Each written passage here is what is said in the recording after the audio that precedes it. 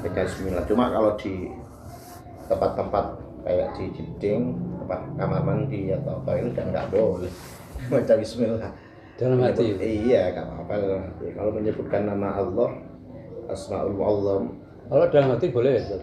boleh lah.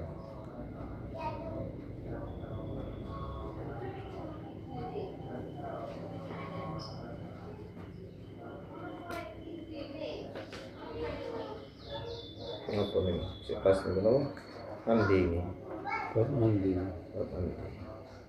Ya bisa mandi besar lah, mandi Jumat atau mandi jinabat atau mandi 75.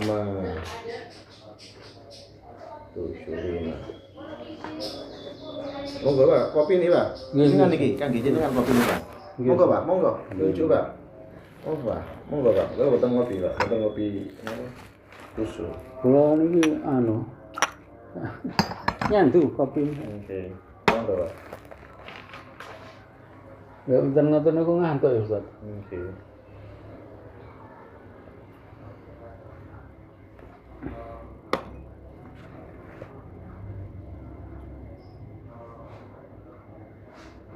Jadi bukan cuma wudu, bahkan di dalam kitab Ar-Rabi bukan cuma wudu yang sunahkan sebelum nopo mandi besar. Bahkan di sini terangkan apa niku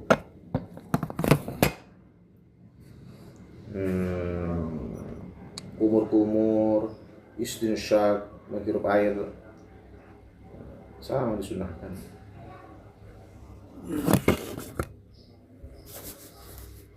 Nih, walau tawaddu'a qabla ghuslihi,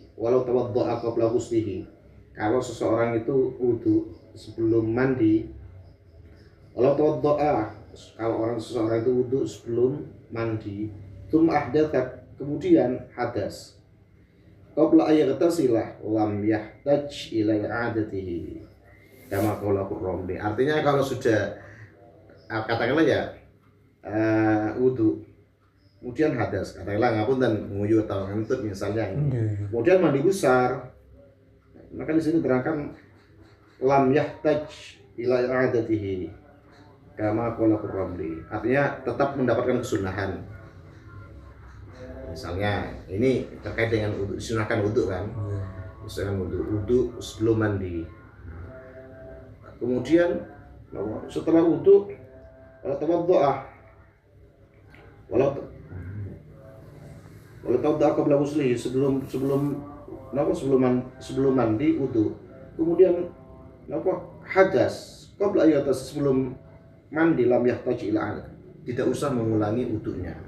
Kalau memang enggak batal, tetap wudunya batal, artinya tidak diperbolehkan untuk mengulangi wudu. Kan sunahnya mandi diantaranya wudu sebelum mandi. Bukan besar. hanya mandi besar saja, tapi termasuk mandi biasa juga.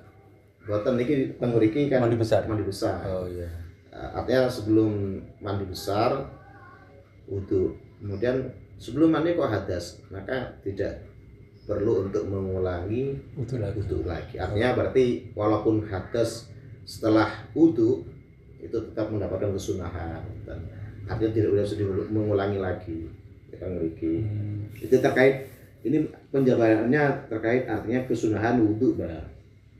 Kesunahan wudu.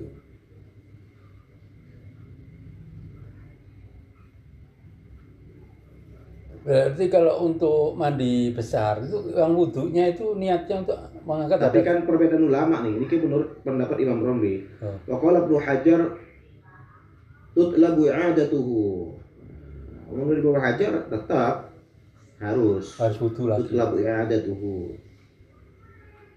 Wa humil al-awwal ala annahu la yu'idu min haythu sunnah muslim. Wa tsani ala annahu yu'iduhu wujudan fi man qala bi adil al-injiraj. Dan ada perbedaan. Menurut Imam Romli buatan usah ngulang, tapi menurut Imam Hajar harus ngulang wudu dengan sempurna.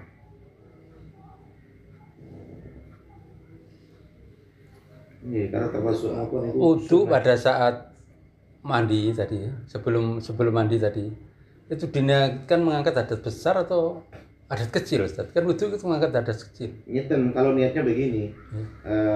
Wayanwi bihil mughtasil ai muridul huslah. Wayanwi bihil mughtasil, orang yang mandi itu niat mandi. Wayanwi bihil mughtasil ai muridul huslah. Kalau sunnatul husl ai ka iyakula nawaitul wudu al sunnah. Niatnya niat napa wudu karena kesunahane mandi. Untuk mandi, kesudahan mandi. Mandi. Bukan mengangkat adat besar atau kecil enggak ya? Buatan. Oh iya. Nah, selama ini kan ragu saya Ustaz. Iya. Setiap mandi itu mandi besar terutama ya. Iya. Kalau mau Jumat atau yang lain itu ini aku itu angkat adat besar apa adat kecil soalnya kan posisi masih berhadas ya adat besar gitu kan. Ini kan kitab kecil ya. Asornya nih ada terangan tentang murid ini kan nih wa sunanuhu sunnahnya mandi 5 perkara, membaca bismillah dan wudu dengan sempurna sebelum mandi. Wayan wilan niat sopo lan niat bi kelawan wudu al mughtasilu sapa wong adus sunnat al-husli ing niat sunai mandi in tajarrat janabatu anil hadatsul asghar. Ngetan ka wa illa nahu bil asghar. Begini Pak keterangannya Pak. Jenengan mau mandi napa besar. Mandi besar gitu jenengan. Nah, kemudian ngapunten kalau mandi besar itu diantaranya kan seperti napa ya junub nggih. Iya. Kemudian jenengan masih punya wudu. Katakanlah ngapunten punya wudu nggih. Seperti orang suami istri. Ambil wudu kan sebelumnya kan ngoten. Punya wudu. Kalau kan keluarnya mani itu kan enggak batalkan wudu. Mboten kan. Keluarnya mani kan mboten membatalkan wudu. Nggih. Batalkan, masa enggak batalkan? Batal. Boten, Mbak. Batal. Boten. Kalau mani, boten. Iya. Kalau statusnya mani niku insyaallah boten, insyaallah. Boten najis cuma ya. Nggih, boten najis, nggih. Boten najis tapi Boten kan najis, batal nggih. wudunya. Nggih. Saya kula tingali nggih. Lah, di sini terangkan niku kalau jenengan napa niku wayan wi bihil mughtasil sunnatul husl in tajarradat janabatu anil hadatsul asghar. Artinya orang yang katakan disunnahkan untuk mengambil wudu sebelum mandi, itu bagi orang yang mandi itu disunnahkan dengan napa wudu sebelumnya niku niat napa supaya mendapatkan memperoleh kesunahannya wudu. Kesunahannya mandi. Nah, seperti di sini keterangkan tadi ka'ayyaku lawaitul wudu ahli sunnatil husli. Wong napa niku kudu niat, aku niat wudu karena supaya mendapatkan kesunahannya mandi. Tapi di sini diterangkan di sini terusannya in tajarradat janabatu anil hadil asghar. Kalau itu tidak status katakanlah punya hadas kecil. Kalau wa illa kalau dia itu ngapunten nguyu atau keluar angin, maka ya niatnya ya hadas kecil Bang. Tetap seperti artinya tidak boleh napa niat karena kesunahannya mandi, tetap niatnya seperti biasa. Hadas kecil. Artinya kalau statusnya dia itu masih punya katakan dalam keadaan suci dalam arti punya wudu suci dari hadas kecil, bukan hadas besar gitu. Maka seseorang itu niat ketika wudu itu adalah nawaitul wudu'ah, aku niat wudu karena untuk napa kesunahani mandi. Nawaitul husla. Nawaitul husla nawaitul wudu'ah li sunnatil husli. Li sunnatil husli. Itu kalau dia itu punya orang yang katakanlah hadas besar itu punya wudu. Dalam konteks masih punya wudu. Kan enggak apa-apa kalau punya wudu, Pak. Yang enggak boleh kan kalau sedang hadas melakukan ibadah seperti sholat dan megang Al-Quran dan lain-lain misalnya. Tapi kalau ambil wudu kan nggak masalah. Lah kalau orang itu punya wudu, maka ketika mau mandi disunahkan wudu niatnya yaitu niat untuk napa wudu karena untuk napa kesunahannya mandi. Tetapi kalau di sini terangkan dengan syarat yang demikian itu intajarradat janabatu an hadz asghar. Kalau statusnya enggak punya wudu, hadis dalam kondisi hadas kecil, ya niat ya hadas kayak biasanya itu. Tidak usah niat. Dan itu training kan. Wa illam tatajarrad janatu an al-hadil asghar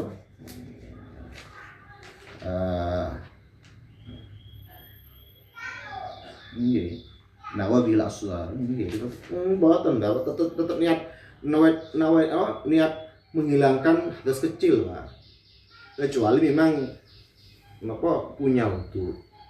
Kalau ngapunten dalam kondisi hadas kecil ngapunten artinya walaupun punya wudu batal wudunya sebab misalnya nguyu atau misalnya keluar angin dan lain-lain misalnya, maka nanti ketika disunahkan untuk wudu sebelum mandi besar itu disunahkan niatnya ya untuk menghilangkan hadas kecil. Tapi kalau kondisi dia itu punya wudu nggih. Atau kalau sebelumnya jauh sebelum mandi punya wudu mau mandi, ya niat aku wudu karena supaya mendapatkan kesunahannya mandi.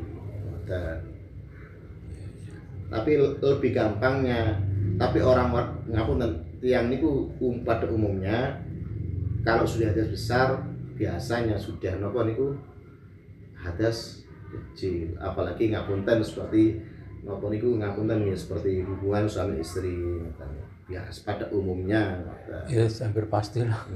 Hampir pasti kalau ada besar pasti juga ada kecil. Jadi terkait dengan masalah niat wudu itu banyak wudu sebelum mandi besar itu disunahkan, dan itu berlaku bukan cuma bagi orang yang masih hidup. Kalau orang yang meninggal ketika mau dimandikan itu harus diwudui terlebih dahulu. Ya, betul. Loro ya masalah penggunaan air ya.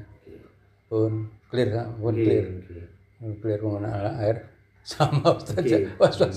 Was-was itu kadang ngapun traktor masalah tadi masalah wudu sebelum hadas tadi. Yang ketiga masalah itu Ustaz. Masalah qada salat Ustaz. Qada salat. Saya dulu waktu sudah akhir balik Ustaz. Sampai baru sholat betul itu setelah SMP Ustaz. Jadi pada saat pelajaran SMP-nya itu saya agak terlambat jadi apa? Mungkin kadang sholat kadang enggak.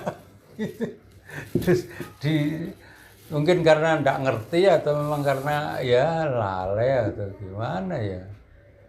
Terus enggak tahu berapa tahun yang saya tinggalkan saya ya juga enggak tahu. Yang jelas saya hitung itu ya mulai saya akhir balik ya saya perkirakan ya umur 9 tahun barangkali ya. Sampai SMP itu sekitar 4,5 tahun mungkin saya. Ya, karena setelah itu sholat terus enggak pernah ninggalkan saya. Alhamdulillah. Kondisi apapun sholat setelah SMP. Tapi waktu itu sebelum itu setelah akhir balik ya itu enggak tahu sholat apa enggak, saya enggak perhatikan waktu itu. Kalau betul-betul saya melaksanakan sholat itu kan karena waktu itu guru agama saya itu, saya dulu kan SMP sini dekat sini SMP Pancasila sini saya terangkan masalah Imam Jures itu loh saya. Jadi Imam Jures itu waktu dia sholat dipanggil ibunya itu tuh, dia enggak jawab apa-apa. Terus akhirnya didatangkan, kadang ada orang hamil ngaku dapat orang yang mengambil Imam Jures itu. Terus Imam Jures sebentar tak sholat dulu, tak mau petunjuk, dipanggil itu. Oh berarti sholat itu bisa dipakai untuk memecahkan masalah. Sejak itu saya tidak pernah meninggalkan sholat saya.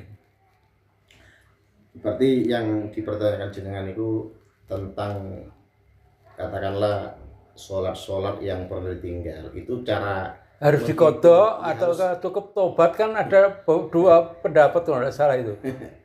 Bahkan kalau ngawas teng mriki mawon. Nggih. Niki Fathul Muin niki. Nggih. Fathul Muin. Di Fathul Muin teng mriki niki wa yubatiru man mar bi faitin wujuban in fata bila udhrin fa yalzamuhu al-qada'u fawran. Niki kaidahnya Fathul Muin. Yang talibinnya ada. Di orang yang katakanlah pernah meninggalkan sholat, katakanlah sholatnya pernah ditinggal, boten dikerjakan dengan tanpa uzur, lain kalau uzur lain. Artinya meninggalkan sholat tanpa uzur, maka keharusannya bagi orang yang meninggalkan sholat tanpa uzur itu wajib nih gua diqodoi cepat-cepat disauri wa yubadiru bi faitin wujuban, artinya mengqadha sholat itu sholat yang ditinggal itu bukan tanpa sebab uzur ya. Artinya memang karena misalnya dulu masih mudanya sengaja gak sholat, atau mungkin pernah dulu ketika melaksanakan aktivitas kerja sholatnya sengaja ditinggal gak sholat karena sibuk ngoten niku, tanpa ada uzur karena napa niku sakit dan lain-lain ngoten. Karena tidak punya ilmu juga, ilmunya juga kurang keimanan juga. Untuk napa niku melaksanakan qadha, sholat qadha bagi sholat yang tertinggal yang tidak dikerjakan itu dengan tanpa sebab uzur, ada uzur, maka itu cepat-cepat untuk mengqadha itu wajib hukumnya. Wajib. Sebatas kemampuan Ustaz ya. Cuma nggak, masalah berusaha untuk bisa memenuhi kekurangannya itu. Kalau hitungannya, saya ya kira-kira keyakinannya itu asumsi yang kuat itu kira-kira berapa waktu, katakanlah ya aku kira-kira ya saulan, kira-kira iki aku iki sak tahun, kira-kira iki ya. Jangan terlalu bertele-tele kayak matematika itu. Tapi betul-betul kira-kira mulai bulan ini sampai bulan ini, kira-kira sejak tahun ini sampai tahun ini. Keyakinannya itu yang kuat, kira-kira itu berapa waktu yang ditinggal itu. Ngoten mawon. Artinya tidak usah napa niku secara detail boten. Cukup napa niku punya asumsi yang kuat, aku ini gak sholat selama 2 bulan. Masih muda saya ini perkiraan tahun sekian, berarti selama 1 tahun. Saya kalau ngitung bener ya tak tahu, kadang nggak sholat, kadang enggak. Yang jelas waktu SD itu kan ya sholat, ada bimbingan sholat di sekolah itu kan ada. Wajib qadha halisul qadha fawran.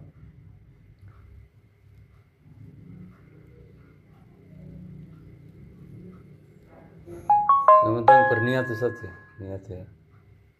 Memberi niat itu untuk mengqadha sholat.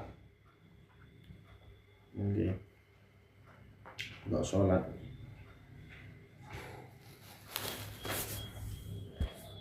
Ya, mulai cilik enggak di pondok orang tua. Boten sing mawon.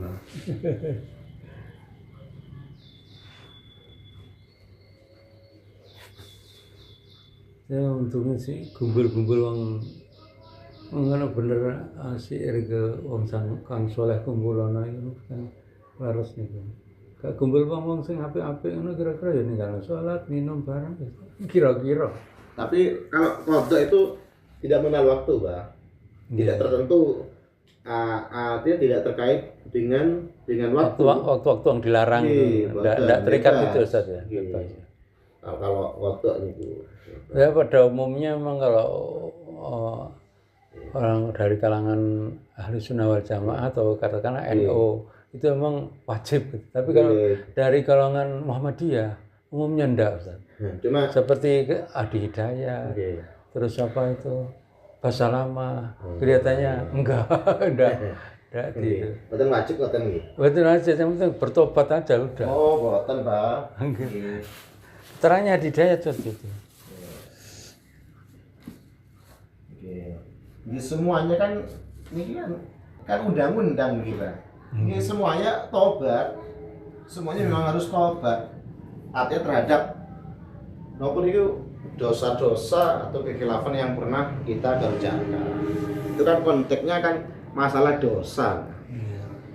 Apapun dosa apapun kita kan apa ya, harus kita bertobat. Tapi kan kalau kita pernah punya hutang sholat, katakan meninggalkan sholat tanpa ada uzur, maka kewajibannya adalah cepat-cepat untuk mengqadha sholatnya. Bahkan menurut kita yang anut Thalib yang Fathul Mu'in, sholat sunnah itu buatan paring kalau sholat ini masih belum diqadha. Harus mengqadha dulu. Mengqadha dulu. Kalau saya masih melaksanakan sunnah Ustaz. Kalau qadha kan waktu-waktu bisa. Tapi kalau sholat sunnah kan setelah ditinggal ini nanti ada yang pendapat gitu kelihatannya. Kalau sholat sunnah ini kan waktunya hanya ini. Gitu. Tapi ada pendapat yang tidak usah pakai sholat sunnah Ustaz ya. Kewajiban qadha dulu didahulukan.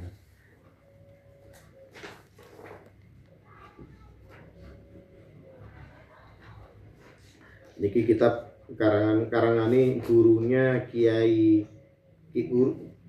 gurunya Ki Barizi yang ngarang ini. Gurunya Ki Barizi bulan. Oh, Ki Barizi kiainya Ustaz Nuruddin. Gurunya pengarang kitab ini, mu'alif kitab ini, pengarang kitab ini gurunya kiai saya. Bulan atau waktu itu Qurratul Ain bi Fatawa Ismail Zain, karya Syekh Ismail Zain. Ismail ini dari Yaman dah. Ismail ini dari Yaman. Ini terkait dengan masalah napa niku napa mau kodok niku waktu sholat ngoten. Niku ditulis tangan ya. Apa? Tulisan tangan ya.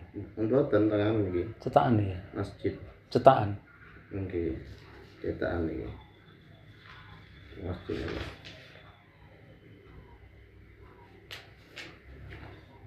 Pertanyaan-pertanyaan mawon nih. Apa niku waktu sholat nggih. Beberapa permasalahan sing saya masih was-was sing saya takon. Wonten kaidah fikih. Kitab kaidah fikih niku ada keterangan al yakin la yuzal bisyak. Keyakinan itu tidak bisa dihilangkan oleh sebuah keraguan. Kalau jenengan pun yakin, mantap, bismillah pun. Tidak usah was-was. Ini pertanyaan satu lagi tambah Ustaz ya. Tentang keterangan itu keterangan apa itu sholat waktu ini. Tambah lagi pertanyaan Ustaz ya. Enggak, Pak. Masalah sholat jamaah Ustaz. Sholat jamaah. Di rumah itu misalnya ada istri ya. Okay. Yang agamanya itu masih kurang. Terus sedangkan sholat jamaah itu kan untuk laki-laki itu kan muakkad ya, setengah wajib ya. Setengah wajib. Itu mana yang didahulukan Ustaz? Kalau istri disuruh sholat sendiri, pandangan saya, perasaan saya, dia itu belum mampu untuk melaksanakan sholat. Sehingga kadang-kadang ya di masjid, kadang-kadang di rumah. Itu yang didahulukan mana Ustaz? Apa ini? Enggak, sholat di masjid apa sholat berjamaah di masjid atau ngimami di rumah? Oh jenengan. Untuk diri saya sendiri. Kalau soalnya nggih. Kalau jenengan itu nggih supaya artinya ada di dua posisi yang repot. Kalau saya jamaah di masjid, istri saya nggak bisa ke masjid dan tidak bisa. Salah perasaan saya itu masih kurang dari segi bacaan, dari apa tuh. Gitu kok enggak saya imami, kok kasihan. Kadang-kadang ada perasaan seperti itu. Sehingga saya bagi sholat itu kalau 3 sholat itu saya jamaah di masjid, asar, isya sama subuh. Sedangkan untuk zuhur sama maghrib itu saya di rumah. Saya ini Mbah. Saya ini. Seperti itu. Soalnya jenengan itu statusnya sebagai ketua takmir. Artinya Enggak umpama bukan ketua takmir pun kan kalau bukan sikapinya itu loh. Kalau bukan nopo ketua takmir, ya jamaah niku tidak harus di masjid ini. Dimanapun jemaah niku sae, artinya di rumah, mushola atau tempat-tempat dimanapun saja, apalagi di masjid. Cuma bagi orang yang dekat dengan masjid niku wonten dawuh Rasulullah, la sholata lijaril masjid illa fil masjid. Tidak sempurna sholatnya seorang yang dekat dengan masjid, yang bertetangga dengan masjid, kecuali di masjid. Artinya bukan tidak boleh. Artinya masalah keutamaan. Artinya kalau dekat dengan masjid, buatan sholat di masjid, ini kan keterlaluan kan. Ya, keterangan bahwa ada Sayyidina Abu Bakar katanya, bahkan orang-orang tidak jamaah gitu kan, pernah saya kok ada seperti itu. Ngoten saya ini Pak. Artinya jenengan bisa membagi dua, apalagi jenengan sebagai ketua takmir, artinya tanggung jawabnya lebih besar. Artinya kalau takmir buatan tahu sholat yang masih kan ya apa? Ini insya Allah ada nih, ngapunten. Takdir iku nggih. Napa buatan tahu sholat jamaah Mas? Wonten niku. Ya Allah. Cuman yang diurus sih urusan kadang-kadang urusan pembangunan keuangan ngoten niku. Lek jamaah masih boten ngoten. Jamaah Ustaz cukup. Insyaallah. Lek jenengan bisa membagi saya ini rutin ya. Saya ini. Asar. Isya sama subuh. Saya ini. Berupaya Ustaz, tapi ya enggak full enggak. Tapi berupaya. Kalau kan di rumah kan ngerawat istri juga saya. Nah, setelah ngerawat selesai berangkat ke masjid saya. Tapi saya perhitungkan waktunya. Cuma kadang-kadang kan butuh waktu yang panjang. Misalnya kalau enggak ada apa yang merepotkan, misalnya kayak BAB itu kan butuh waktu panjang Ustaz di rumah. Sedangkan saya perkirakan misalnya segini. Sekarang ini bangunkan istri itu jam 3:04. Jam 3:04. Itu kalau waktu normal itu dia sempat bisa melaksanakan. Mau niku mani itu napa niku ketika seseorang punya waktu. Kemudian keluar mani niki buatan membatalkan pada wudunya, tapi dalam konteks di sini waladzi yang kudul wudu'a khamsatu asya, batalnya wudu itu ada 5 perkara. Yang pertama, ma kharaja min ahadis sabilaini, sesuatu yang keluar dari salah satu jalan dua, artinya jalan depan ataupun jalan belakang. Min mutawaddiin hayyin wadihin mu'tadan kana al-kharij ka baulin wa ghaitin nadiran atau nadiran kadamin wa hasan najisan. Artinya dari orang yang punya wudu yang masih hidup, wadihin yang jelas, baik itu keluar itu ya berupa sesuatu yang biasa seperti keluar kencing atau seperti buang air besar, au nadiran atau yang keluar itu seperti apa niku, hal-hal yang jarang keluar, sifatnya jarang keluar seperti keluar getih, keluar kelikir dan lain-lain. Batal. Kecuali di sini ulat misalnya. Illal maniyal kharij, kecuali mani yang tidak batal. Illal maniyal kharij bihtilamin min mutawaddiin mumkinin maq'adul arabi fala yanqud. Kecuali sperma yang keluar sebab orang itu mimpi min mutawaddiin mungkin, katakanlah duduknya tadi duduk nih, kok tiba-tiba mimpi, karena mimpi basah, sedangkan dia punya wudu, lah itu tidak membatalkan wudunya menurut keterangan di sini. Ilal maniyal kharij bihtilamin min mutawaddiin mumkinin maq'adahu min arabi fala yanqudu wal mushkil inama yanquduhu bil kharij min farjihi jami'a. Jadi kalau posisi katakanlah duduk seperti ini duduk, dia itu tidur, lama tidur kemudian sampai mimpi junub katakanlah, mimpi basah.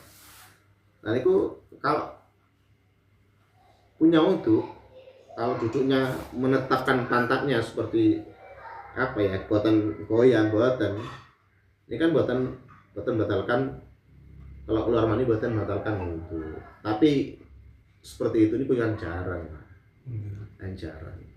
Yang dimaksud tadi itu apa, keluar mani tidak batalkan wudu itu kalau pas mimpi basah dan posisi orang yang mimpi itu betul-betul punya wudu dan posisinya duduk. Karena seperti sudah lama katakanlah maupun itu nggih berzikir atau itikaf atau bagaimana, misalnya sudah lama duduk tidur. Tapi kalau apa niku selain itu nggih batal wudunya. Tidur itu membatalkan wudu enggak? Napa? Tertidur membatalkan wudu. Misalnya Jumat Ustaz, kan kadang ngantuk tertidur. Boten lek Enggak ya? kalau ngapunten menetapkan pantatnya ke bumi seperti ngeten. Boten, Mbak. Kan kadang tertidur juga. Boten nggih kalau ngeten iki. Enggak ya. Nah, tapi kalau yang dikhawatirkan orang yang kurus, Pak. Kurus. Kan kadang khawatir ngeten lah kalau kurus itu. Nggih. Nah, khawatir ngapunten kalau kurus itu. Kalau rata-rata lemu jadi kan boten gitu. Ya kalau ngeten banget niku. Sehingga Dua kita dikhawatirkan ngentut gitu ya. Iya, lagi. Selain ngentut juga, walaupun nggak hutan ngentut kan boten menetapkan pantat ngeten ya. Kayak ngeten. Kadang istri saya itu kalau pas apa itu kan tertidur kan. Iya. Itu enggak batal Tidak saya. batal. Ini boten batal. Asalkan napa niku menetapkan pantatnya ke bumi. Ini kan nggih kayak jenengan iki ngoten. Nggih lek jenengan waswas nggih lebih baiknya nggih ambil wudu. Dan sebagai katakanlah nggih cara ngati-ngati wis tertidur wis lebih baik kok gampang kok ambil banyu gampang ngoten. Lebih baik berwudu. Tapi ini secara hukum mboten apa. Asalkan tidak berubah tempat duduknya niku. Kalau sampai goyah itu. Ya alhamdulillah matur nuwun Ustaz. Beberapa pertanyaan saya rekam juga tadi kok. Saya tangguh panduan saya nih. Ya. Mudah-mudahan jelas hasilnya.